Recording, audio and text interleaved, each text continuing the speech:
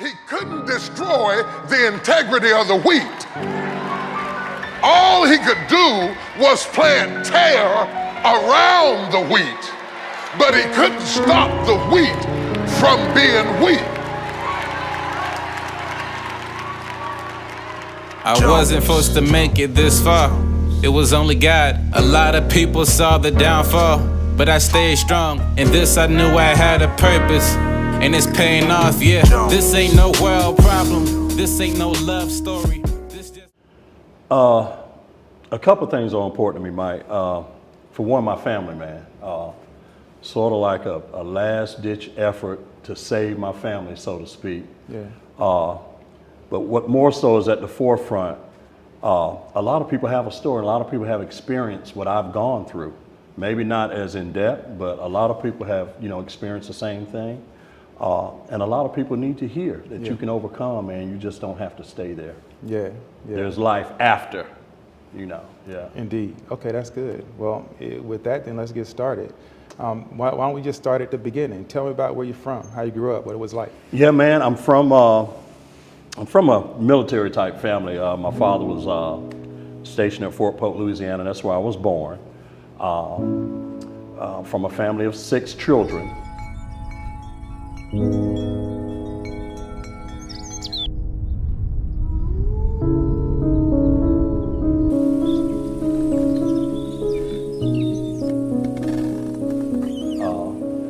And a lot of things back in the day was sort of like what goes on in the house stays in the house type thing, with a family that size.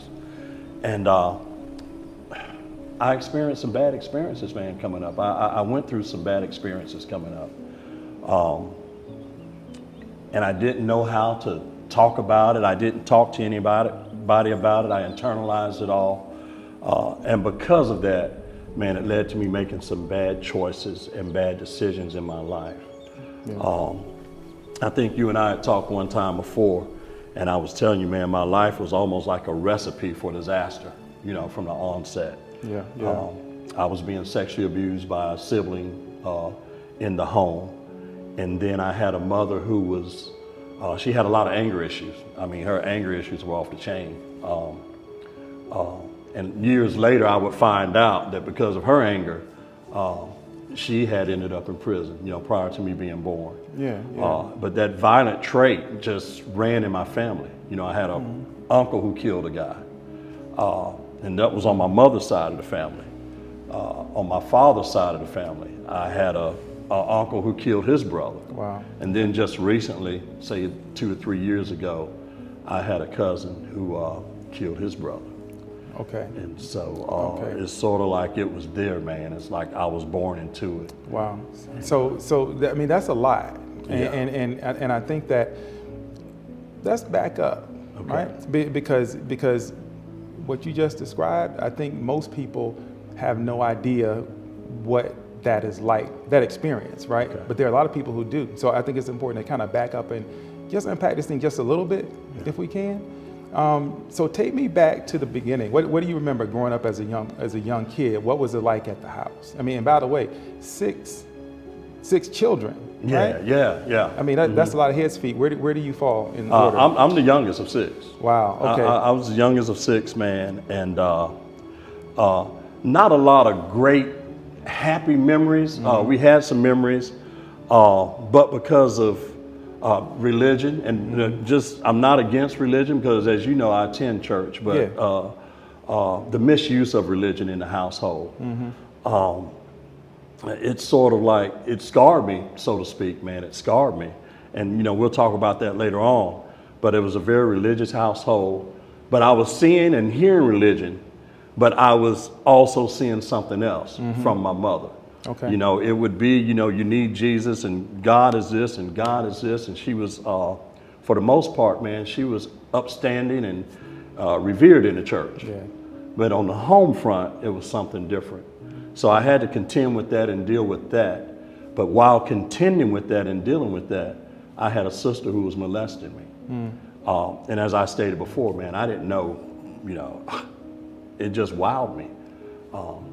Because, you're sort of programmed. Yeah. in the black households, for the most part, a lot of households are like that, but more so in our households, man. It's what goes on in this house stays in this house. That's right.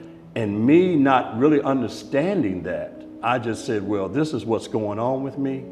I'm just going to internalize it and keep it to myself. That whole dirty laundry thing, don't air your dirty laundry is what you often hear, right? How early was that seed planted for you? Just as far back as I can remember. So I'm going to say 4 or 5 years old, as far back as I can remember, 6 years old. And as far back as best as I can remember, the molestation started when I was approximately 4 or 5 years old, somewhere up in there. And it's a painful thing for me to talk about. I was ashamed of it for so long. I just felt ashamed. Like, you hear people talk about where they felt like it was somewhat their fault. And I guess, because I didn't speak out and I allowed it to continue, I probably did feel shameful and at fault to some extent. But it affected me, man, in ways that it was just crazy. I can remember going to, which is it that you take naps? Head Start or kindergarten? Yeah, well, kindergarten you take naps. Yeah, and you're down on the towel, you're lying there on the towel. And I can remember because I was exposed to things that I should not have been exposed to. I can remember, man, lying on the towel, just like it happened yesterday, and waiting on a teacher to come through. And back then, the teachers wore dresses. You're talking about 1971, 69, 71, 72. Yeah. And she would walk by, and I would look up her dress, man, and I'd become aroused. I'm talking about as a kid, because of what was going on in my house, what was being done to me. Yeah, and I think it's important for me to pause you for a second, and because you said something I think that's important that a lot of people believe. It said what you allowed to happen. Yeah. Right, as a 4 or 5 year old. Yeah. Right?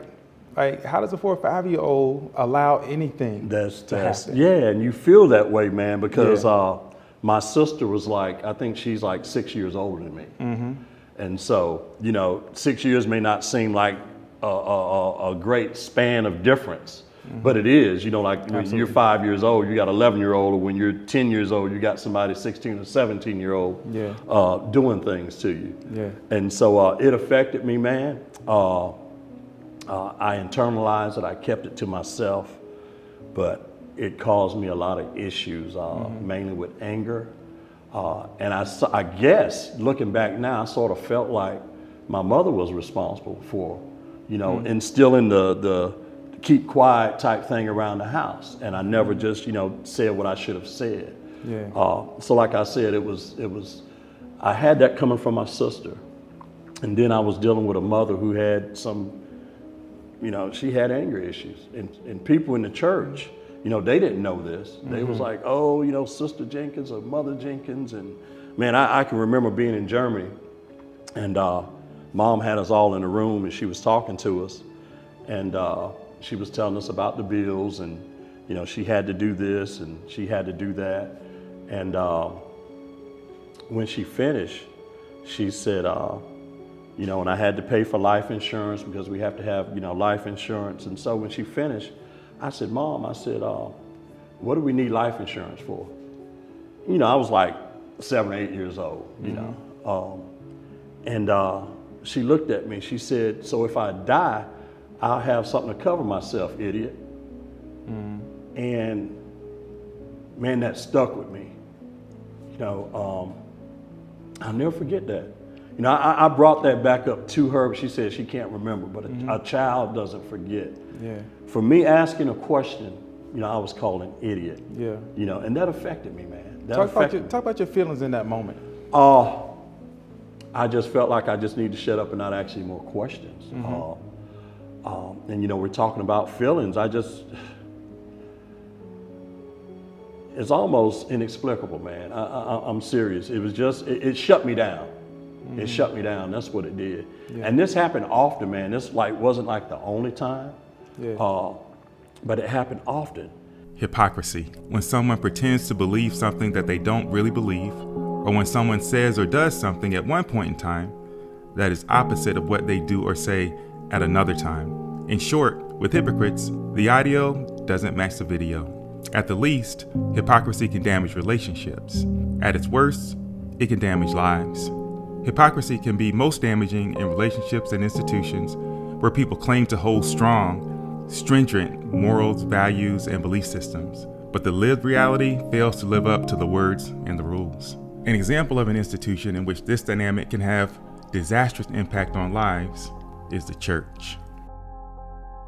And I was hearing, Jesus this and Jesus that and the Holy Ghost this and the Holy Ghost that, and they go to church, they jump and shout and froth at the mouth and speak in tongues. But when I got home, man, it was something different. And that had been my life. I mean, even up to the present, it's that way, in regard to that dynamic of my family. Yes. With religion and my mother.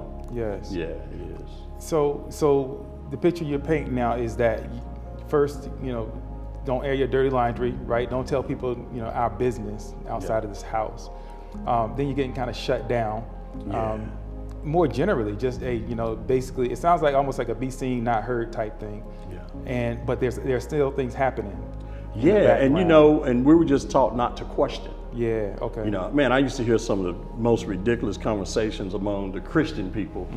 And at, 9 or 10 years old, I'd say, this is ridiculous. Yeah. But, we were taught, not to question, man. And because I couldn't ask questions, and because of what was going on in my life and what was being done to me, it was sort of like a recipe for disaster, man. I didn't have any outlet, and I dealt with some very strenuous anger. I mean, it was intense. I was obsessed with death, the fear of dying, and I didn't know at that time. But after doing research later on, they say victims of sexual abuse, they do have that problem, they have that issue. So it was just a lot of things going on, man. I'd lie down at night, and I'm thinking, am I going to wake up? It was just obsession with the fear of dying, man. Yeah. And so it affected me in so many ways. Yeah.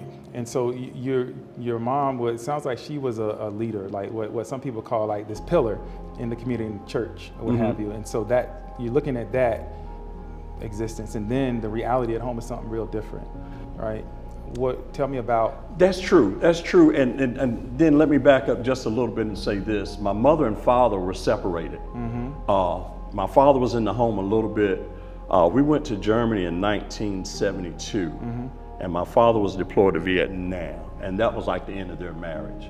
Of course, I don't know everything that was going on, but that was like the end of me having a mother and father in the home.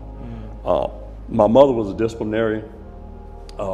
Man, she'd whip you. I mean, we get whippings for, if it was this box of cereal was open, we better not open this box. If we open this box, man, that was we got beat. And I can remember, sometimes something would happen in the house, and maybe one person did something, or two people had done something, but she lined us all up, man. And I'd just be crying. I'd just be crying because I knew I was coming up next. Yeah. And so that's what the household was like, man. Very abusive, and I even witnessed it years later, and we'll talk about it. I even witnessed the same abuse, to my nieces, my great nieces. I witnessed the same thing. Yeah.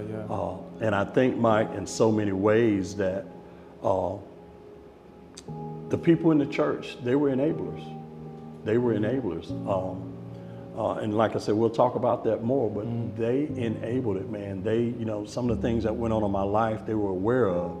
But you're to be obedient, you're to honor your mother, your father. I get that scripture. Yeah. And for me to internalize it all, man, and process it, it was just too much for me as a kid. Yeah, it sounds like too much. Yeah.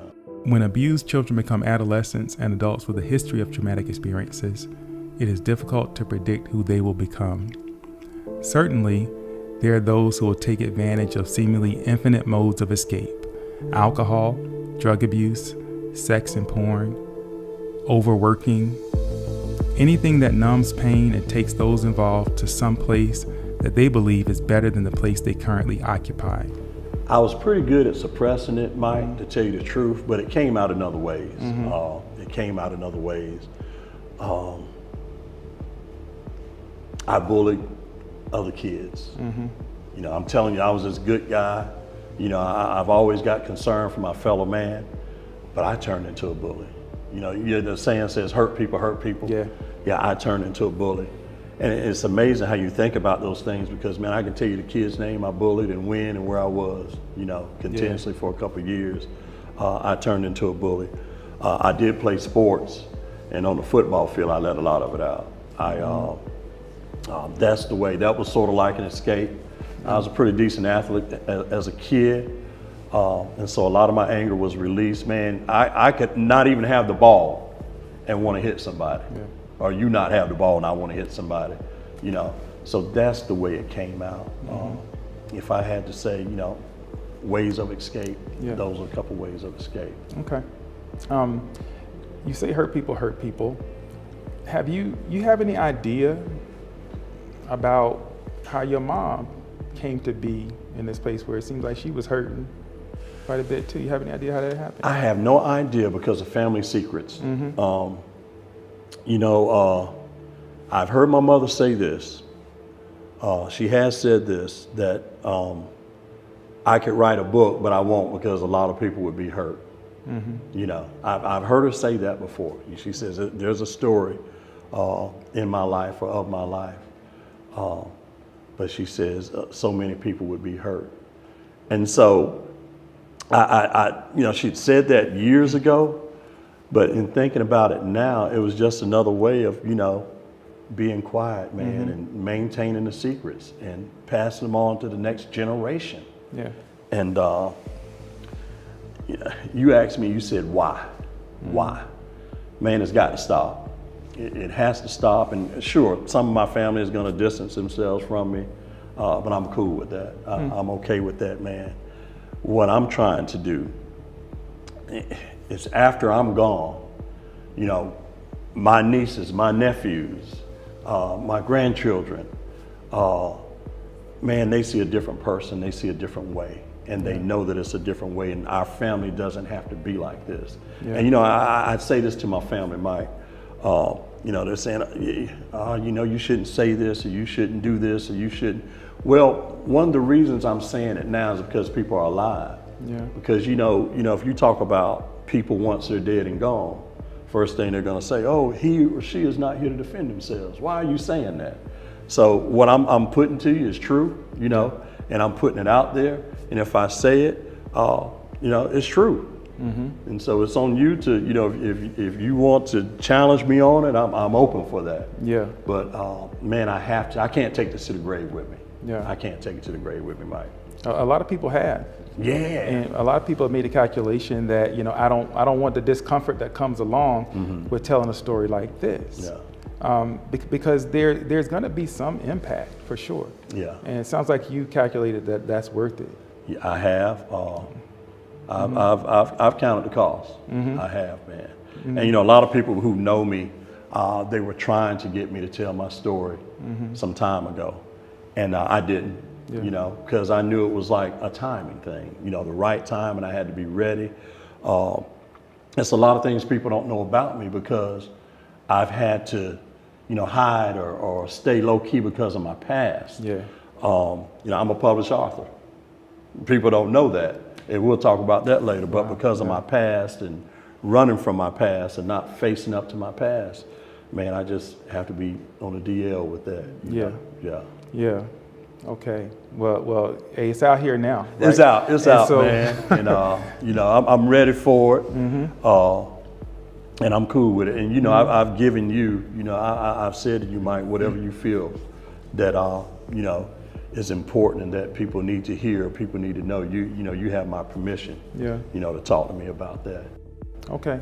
Well, I think, given where your story goes, I think it's important to understand a little bit more about the dynamic, particularly with your mom. Right? And so I want to talk about the knife incident. Okay. If you could. I had a good friend, man, and he probably don't mind me using his name. We had moved away from here in Augusta, and we moved to North Carolina. But we really missed North Carolina, so we would come home, you know, probably once or twice a month from North Carolina to Augusta. We miss Augusta, so we come home. And so on this particular night, we were staying with some friends on Fort Gordon. And so my friend George Bush, that's his name. That's my partner. That's his real name? Real name, George Okay. Bush. A brother named George Bush. This was like in the 70s, man. Okay, Yeah. we're not talking about W or. No. Okay. I said 70s, but actually this is like, this is probably like, 79, 80, somewhere around there. Okay. And we came back and we were visiting here in Augusta. And so George was always, he was like one of the kids, he had a car and all that, and a lot of other kids didn't. And so he wanted to come pick me up. And I said, you know, Mom, I said, you know, George wants to come pick me up, man. I want to go out, we want to have a good time. And so for whatever reason, she said no. And I said, Mom, we just want to, you know, we were in some friend's house, we were standing by the kitchen. And she said, I said no, and I said something. I can't tell you exactly what it was that I said, but she wasn't in agreement with it. And she was right there in the kitchen, man. She picked up a knife. And she picked up a knife. And it's not like I was, you know, making a move toward my mother. I was just standing there. Mm-hmm. And she had the knife about, you know, 10 seconds. And she just let out a grunt. She dropped the knife and she walked out the room. I never forgot that, man. It was a pastor's home, a minister, Johnson. That was the home that we were in. He came downstairs, you know. What's going on? Is everything okay? And she just started. Now, I'll tell you what they would do when they would get caught in their stuff. When I say they, you know, I'm talking about family or my mother. Mm-hmm. When she was confronted with her wrong, she would, is the correct word, deflect to me? Yeah, mm-hmm. And about all that I was doing. Yeah. You know, never addressing the issues that was going on with her. So my mother pulls this knife, drops it, and I freeze in place. Now this is a mother in the church, state mother, district mother, you know, all them titles they got in the church. Yeah. This is who she is. And you thought she might actually use that? I didn't know. I didn't know. I was scared. But it was hard for me to reconcile, man, being told by my mother and people in church, you know, you need Jesus, Jesus is the answer, but this is what I'm seeing. You know, this is what I'm seeing. And I never forgot that. And it between that and my sister molesting me or having molested me, of course, man, it gave me some pretty harsh views toward women. Yeah. You know, it affected me. It affected me in my relationships. You know, young ladies would go all out, man, just to love on me and to be with me. In some kind of way, I end up hurting them or physically putting my hands on them. And I think, Mike, we just need to get to the core and talk about things, because a lot of people, they always say, you know, I got a story to tell, or in the church, I got a testimony, and God delivered me. I thought I was big and bad enough to do anything I wanted to do, but they never tell you, you know, what the challenges were, what they had to overcome. That's right. So, man, that was like, you know, just early on, and I didn't know it, but I did know it, that, you know, it sort of gave me a tainted view of relationships and women in my life. Yeah. So it sounds like your problem was with the church. Problem was not with the church. It sounds like it was the hypocrisy, or should I say, the contradiction between what the message, or what the image was, and what the reality was with regard to that. Kind of sounds like the same thing relationship-wise at home too. You know, well, there's a certain way that you may expect, you know, to be treated at home, family, etc. Yeah. But there's this contradiction that you actually live in. True. And I'm gonna tell you how impactful it was, Mike. Years later, you know, and we'll talk about it in depth, but I can remember my brother and I were having a conversation years later as grown men. he said it's sort of bad that, you know, when you get together and all you can talk about is ass whoopings, you know, getting beat, you know, in the home. He says that's like the highlight of your conversation. And I know in a lot of black families, you know, that happened, I know. But in mine, it wasn't supposed to be that way. Because on the outside, I'm sorry, go ahead. You know, on the outside, it appeared to be one way. You know, it looked like everything was, you know, lovey-dovey, and, you know, you get praised in public a little bit, not much, but behind closed doors, you know. And, you know, I always would hear, you're gonna be just like your daddy. You're gonna, and that would, you know, because of whatever happened between her and my daddy, I had no knowledge because of secrecy of everything. So you didn't even know what being just like your dad, what she was alluding to? No, I didn't. You know, now when I became like a full-fledged alcoholic at a young age, and I did know that my daddy drank, but, you know, in other ways I didn't know because everything, I was shielded from everything. Yeah. And so, you know, you never talked. You never talked about, you know, what might have happened, you know, stay out of grown folks' business, that type of thing. You never talked about that, man. People try to escape reality in countless ways for countless reasons. There is one thing that anyone attempting to escape has in common with everyone attempting to escape. The place they want to be is better than the place they currently occupy. Reality feels overwhelming, sometimes damaging. And escape feels like the fastest route to something that feels better. But what happens when physical escape is impossible? What happens when there is nowhere to go? Abuse during childhood is an especially poignant example. Children have no resources of their own. They can't travel far without a parent. They are physically incapable of defending themselves. They exist under the full control, direction, and mercy of their parents and other adults. When one of those adults is the abuser, there is nowhere to go. Because children develop rapidly and are highly adaptable, they will often escape into the only place they can control, into their own imagination.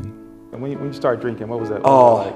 I can remember being a kid in Louisiana.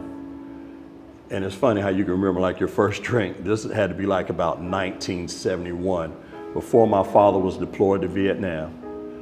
He'd have his buddies over the house, they'd play cards, and I can remember them leaving like Schlitz beer. Schlitz malt liquor. Yeah, leaving that on the table, man. They walk out, and with them walking out, I would, you know, taste it and got that in my system. And the feeling I got, man, as a kid, you're talking about, you know, I was 6, 7 years old. The feeling I got as a kid, man, I never forgot it. Now, I'm not saying at 6 or 7 I was drinking, but that was that like planted the seed. Yeah. And once that seed was planted, it was there. And so that became a go-to for me as early as the age of 12, man. As early as, age of 12. Yeah, see, I asked you about escape earlier, right? For a lot of people, that becomes another way to do it, to get away, to change your reality. Is that what was happening for you? It was, and it numbed. You know, you know, you hear about it numbing, the effect of what's going on in your life, or numbing the pain, and then when you sober up, it's still there. Yeah. And man, I must have did that 1,000 times. You know, just trying to escape and get away. Yeah. Yeah. Yeah. We talked before about there was a point at which you wanted to end your life as a pretty young person. Yeah, actually, not only wanted to end my life, I attempted to end my life.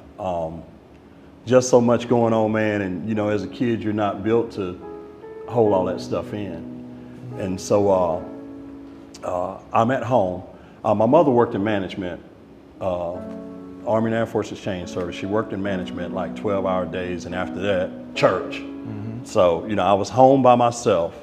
A lot of times I was home, pretty much left to raise myself. And I just said, man, you know, I'm just sick of this after having gone through what I'd gone through, you know, being molested, the abuse that I was, you know, on the receiving end of, you know, at home. And like I said, man, we got beatings for, it's almost laughable now. You know, people would say, are you serious? And I'm just like, yeah, hell yeah, I'm serious, man. And you know, I just, things were going on in school, you know. And so I just said, to hell with it, man. You know, I'm gonna end it, you know. And so I called my friend, I had a friend named Virgil. I called him, I said, man, I said, you know, I'm gonna take my life, you know. I said, I'm just tired, man. He was saying, Mark, you know, there's no way that you know, are you serious? I said, yeah, I'm serious, man. I hung up. And What made you call him? he was a friend, and you know, I often thought about that. I was just reaching out, man, trying to find something solid on which to hold, you know, somebody that understood, or somebody that, you know, just, I needed help. Yeah. I was wounded. I was a wounded individual. And so he says, no, Mark, you can't do this. You're not going to do it. And I hung up. And I had some pain pills at the house, and I had, I think, some Tylenol. And man, I probably took about 30 pills. I'm serious, just. I called Virgil. I said, I took them, man. I said, you know, see you, man, you know. Mm-hmm. And so Virgil was freaking out, and I just let the phone go. Probably, in my best estimation, 3 to 5 minutes later, I could hear somebody knocking on the door. And I'm getting like way crazy woozy, you know. And I walk to the door. I open the door and I fall out. I mean, I just fell out, man, passed out. Virgil, he had some of my other friends over, and they called the ambulance. I could hear what was going on, but I couldn't respond. You know, I could hear what was going on, I couldn't respond. And they called the ambulance. The ambulance came and got me. And it's just like, man, I can hear, you know, we're losing them. I can hear all that. And they're doing, you know, whatever it is they do. And I get to the hospital, and they bring me back. They get me to, you know, where I can actually get up and, you know, go home. It was like early that next morning. And so I go home, and I'm talking about I ain't even got myself together, you know. Nobody wants to talk about what happened. My mother didn't talk about what happened. The only other time I actually heard about my suicide attempt is when the medical bill came in from the ambulance coming to get you. And she comes in with the bill and she says, you better not ever pull that stunt again. She says, you see what this bill is? You know, and this is a Christian woman, a mother in the church, you know. Never wanted to know why, you know, what's going on, you know. So tell me about your feeling in that moment. Tell me about your feeling at that moment. It was just like, hell, I don't care anymore. I don't care. I hate you, and I hate a whole lot of other people, man. You know, it was sort of like, you're told to respect your mother, you know. You're told in church you got to honor your mother, but this is what's going on. Yeah. And so I couldn't verbally say it, but I guess I got a somewhat hatred for my mother, even to the point that I plotted killing her. You know, don't even know, you know, I guess I can say I know why, but didn't even know how I was going to do it. You know, it was just stupid. You know, after growing up and having, you know, been around convicted felons, you see that, you know, my plan I would have been busted like the same day, you know what I'm saying? But I was just that far out there, man. You know, I'd have these modes and moods where I would think the world was coming to an end. You know, I got to do what I got to do, and I got to do it now. It affected me in school. I was a straight A student. I can remember when in 2 of my classes, I dropped to B's. So I made 4 A's and 2 B's. I walked to my homeroom. That's where they would post your grades. Yeah. And I said, I'm through with school. Oftentimes we start at the end, and all of the solutions and all of the action is based on what we see today. Yeah. Not really dealing with how that person walked their journey and how they got to where they got. Yeah. But it didn't end there with your story. eventually my anger led me, man, to prison. Right before it happened, like I said, the police had called to the church and was looking for his mom. And that particular Sunday, his mom had to work. But I had her phone number, so my dad asked me to call her at work, and I called her and I told her that she needed to go home because the police was looking for her, and they said for her to go straight home. And, you know, of course she wanted to know what was going on, and I was like, well, I have no idea. So she said she was gonna call him, and all I remember, she told me that he said, whenever whenever she comes to pick him up, to don't come by herself, to bring me with her. So Sister Jenkins and I went to the bus station, and she was talking to me, and she was saying that, you know, Mark had gotten in some trouble before with this lady that lives down the street. And the lady said that he had stolen her credit cards or something. And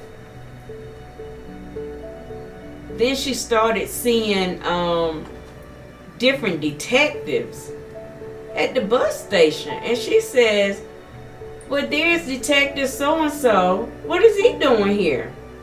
And then she saw somebody else in the law enforcement arena.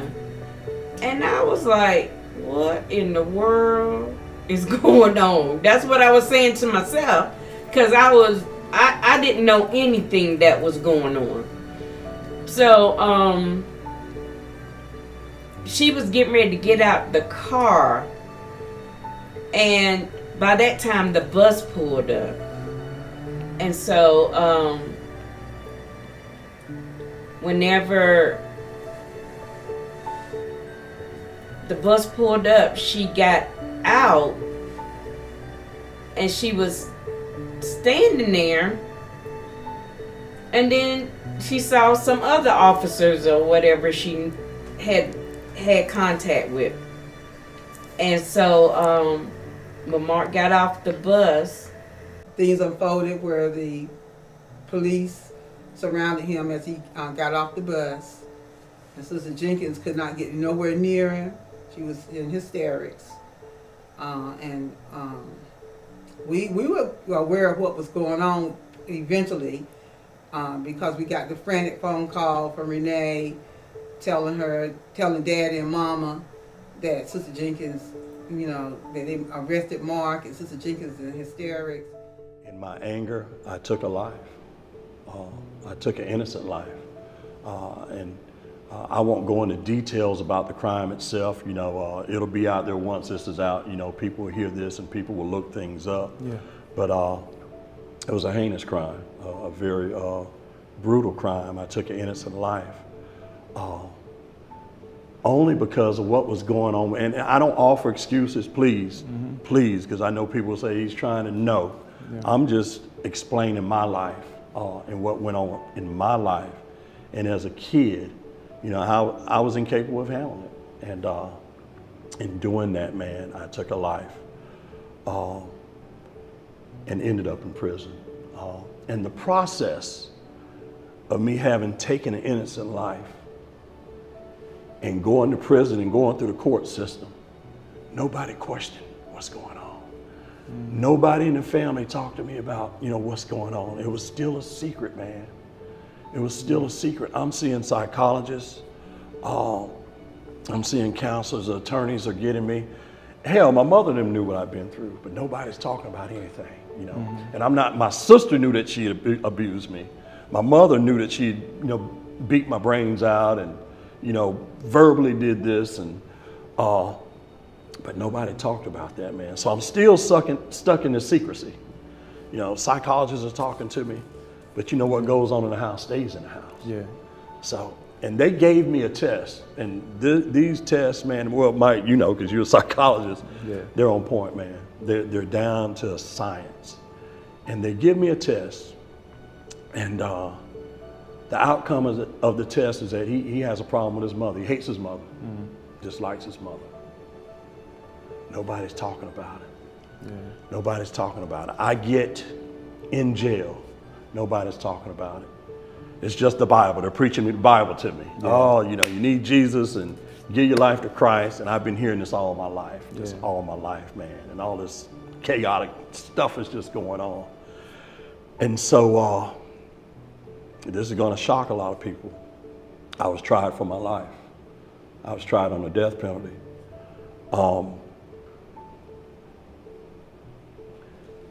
My jury was divided along racial lines. There were 10 whites on my jury, 2 blacks on my jury. All 10 whites voted for death. The 2 blacks held out. I just needed 1 to hold out. I remember that my mom was a character witness for Mark. And my mom was talking about how we all make mistakes, and you know how he, even though he's young, he deserves a second chance. He because at that time they was trying to give him the death penalty. And you know, my mom, she just really talked on his behalf. And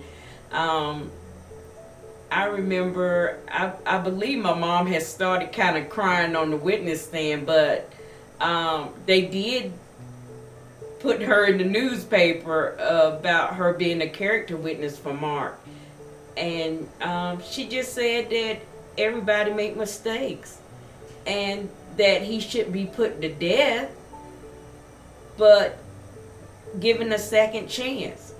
And so I think that really did help his case, that he didn't get the death penalty, because they really was pushing for it. But we already know God has the final say. And, you know, like my sister said, God is too wise to make any mistake. So if he put us through it, that means we can go through it. And so I was sentenced to life in prison. What do you think about how that decision went split?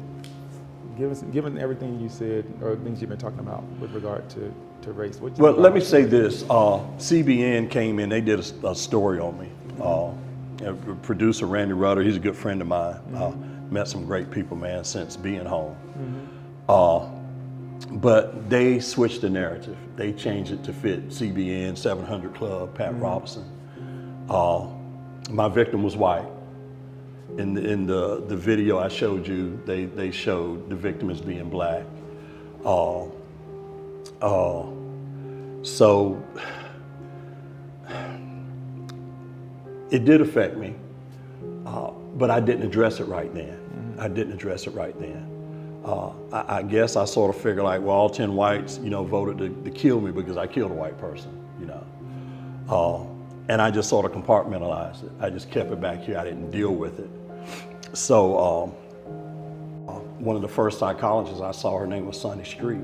And she asked me that. She said, Mark, she says, you mean to tell me that, you know, all 10 whites voted to kill you and the 2 blacks held out, that's why you're here talking to me, that doesn't bother you? I said, no, it doesn't bother me.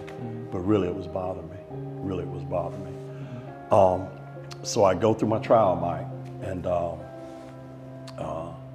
sentenced to life in prison, and I'm taken away to prison. Still ain't nobody asking questions. Nobody wants to talk about it. I go into prison, and what I said when I walked through the prison doors, man, I said, it's do or die. You're gonna sink or swim. And I said, you know, I'm gonna swim. You know, I just, and I went in, and probably started out a little fast, started hustling a little bit, you know, and because of my hustle, I had confrontations. So I probably wasn't in prison, man, 2 or 3 weeks. Loaned the guy some money. He didn't pay me my money. I beat him up, went to the hole. I assaulted him, went to the hole. I come out the hole. Now he's got in prison what we call a daddy. You know, that's like, you know, his protector. Yeah. And so his protector comes up, he says, you know, he's not gonna pay you anything, man, you know. And he's with me and he's mine. Before he could get that out of his mouth good, man, I punched him and I was beating him down. I went to the hole for that, you know. So I come back out of the hole, man. And so guys are saying like, you know, when you were down there, you were fighting this dude, his homeboys were kicking you in the back, hitting you in the back, and you didn't feel any of that. I said, no, man, I didn't feel any of that. Yeah. My anger and rage was as such that, you know, I'd hone in on something or somebody, and that's what I did, man. I just set out to destroy it. Sounds like it's all you could see. That's all I could see, just rage. And so about then, the word was sort of getting around, this ain't nobody to mess with, you know. I think what sort of put the cap on it, I started going to a vocational school, a brick masonry school that was taught by Mr. Vesper Brown. And we were in there one day just shooting the, you know, breeze. And now, please don't interpret this as being homophobic. I'm just telling you how prison is and how prison was. You know, a homosexual didn't have any say-so. They didn't, you know, if you were, they called them punks, faggots, or whatever, you didn't have say-so. And the way we handled it, like if your homosexual says something out of the way, I went to his daddy. You know, look, you need to check your boy. If you don't check him, I'm gonna check him, you know. And that was like our own little culture, you know. And so we're up in class one day and this boy, you know, we're talking, he made a reference to my crime and to my time, you know. He says, you got that naturalized sentence and, you know, you ain't gonna never get out. And my man in the classroom, I got up, I went to him, picked him up by his neck and just began choking him. And the guys came and got me. The teacher, Mr. Brown, he didn't, you know, that's lockup. I'm supposed to be in lockup, but he did not lock me up, man. He said, Mark, what's going on? I was a good student, you know. And so they separated me, got me off of them. And so here's when I knew I was gonna be all right in prison. When I went on the yard, you know, word had got out. Mark got a hold of, now I won't call the guy's name because he may be leading a straight life now, so I don't want to do that. Mark got a hold of him, man. And I came on the yard and I passed his daddy. You know, that's his. And he said, hey, Mark, what's up, man? He said, what's up? He didn't want no smoke with me. Yeah. And so I felt like, you know, okay, they ain't gonna bother me. They know this N-word crazy, you know. So basically what you're saying is like all of that anger that was now coming out, right? Kind of help you survive. Oh, it did. It did, man. And you know, people talk about, I don't want to talk like I was this big dude in prison. I was this, but you know, I got respect. His mom, Sister Jenkins, is a lady of strong faith. And she would always pray. She prayed for Mark wherever he went, you know. She even when we would go visit Mark, she would be praying, listening to gospel music and praying. And his mom, she always fought for his freedom. I remember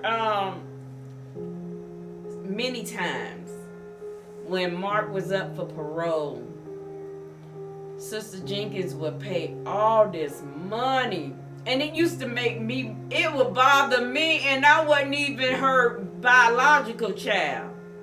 But it would bother me that she would pay all this money for these people to tell her no. And she couldn't get none of her money back. But faith and prayer go hand in hand, and there's nothing like a mother's love. The mother will always go that extra mile for her child. Okay, I'm in prison now. My mother's coming up to see me. She's coming up to see me from church. She's got Bible study, you know. Still, what happened? Nothing about what happened, you know. She's trying to get me saved and get me, you know, into the kingdom. And I just had enough of it, Mike. So I stood up. I said, you know, I'm sick of this. I said, you know, you're coming up here I said, look at me, I'm 18 years old, my whole life is gone. I said, all you want to do is talk about the Bible. I said, I've heard that all my life.